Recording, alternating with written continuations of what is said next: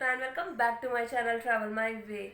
दोस्तों 14 जनवरी मकर संक्रांति आने वाली है और ये जो पहला नहान है, जो 2022 का पहला नहान है और इसकी अपने में गंगा सागर में जो नहान है इस जो त्योहार का, उसका अपना एक विशेष महत्व है, एक अपनी मान्यता है।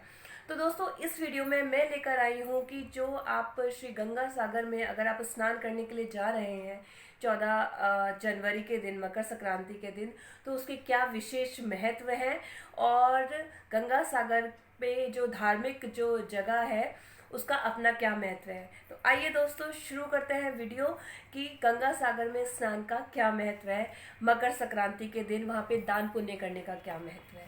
चलिए शुरू करते हैं वीडियो। हिंदू धर्म में मकर संक्रांति के दिन गंगा सागर में स्नान दान का विशेष महत्व है। पश्चिम बंगाल में मकर संक्रांति के मौके पर बड़े मेले का आयोजन किया जाता है, जहां हर साल बड़ी संख्या में श्रद्धालु पहुंचते हैं। आइए जानते हैं इस गंगा सागर में मेले का धार्मिक आध्यात्मिक महत्व। गंगा सागर तीर्थ की यात्रा को लेकर प्रचलित है कि सारे तीर्थ बार बार, गंगा सागर एक बार।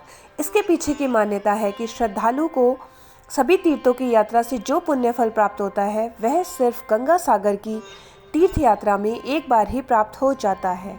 बता दें कि गंगा सागर मेला पश्चिम बंगाल में कोलकाता के निकट हुगली नदी के तट पर लगता है। ये उसी जगह पर लगता है जहां गंगा नदी बंगाल की खाड़ी में जाकर मिलती है और जहां गंगा और सागर का मिलन होता है, उसे गंगा सागर कहा जाता है। यह मेला 8 जनवरी से शुरू होकर 16 जनवरी तक चलता है। मकर संक्रांति में यहाँ पर लाखों की संख्या में लोग स्नान के लिए पहुँचते हैं। मान्यता है कि शुभ दिन यहाँ स्नान करने पर 100 अश्वमेघ यज्ञ करने का पुण्य फल प्राप्त होता है। यहाँ पर मकर संक्रांति के दिन स्नान के पुण्य फल की एक पौराणिक कथा का बहुत ज़्यादा प्रचलन है, जो बहुत ज़्यादा प्रचलित है।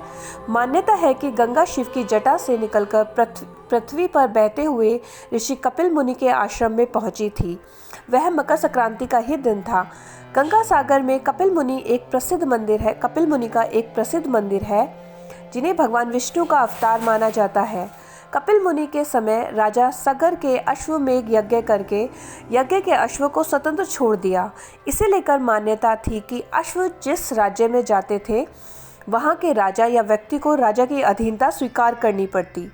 इतना ही नहीं, उस अश्व की रक्षा के लिए राजा सगर ने अपने 60,000 पुत्रों को भी भेजा दिया था। एक दिन अश्व के अचानक गायब हो जाने पर सब चिंतित हो गए, जो कि बाद में कपिल मुनि के आश्रम में जाकर मिला।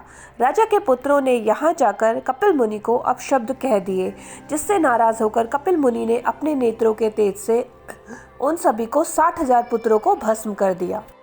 कपिल मुनि के श्राप से जब उन्हें कई वर्षों तक मुक्ति नहीं मिली, तो राजा सगर के पौत्र भागीरथी ने कपिल मुनि के आश्रम पहुंचे और वहां जाकर उनसे माफ़ी मांगी और अपने पुरखों की मुक्ति का उपाय पूछा। उस समय कपिल मुनि ने उन्हें गंगा जल से मुक्ति पाने का उपाय बताया। कपिल मुनि के बताए अनुसार राजा भागीरथी कठिन तप करके गंगा को पृथ्वी पर लाए। गंगा सागर में स्नान के बाद भगवान सूर्य को अर्घ्य दिया जाता है। इतना ही नहीं, इस दिन श्रद्धालु समुद्र देवता को नारियल एवं यज्ञोपवीत भेंट करते हैं।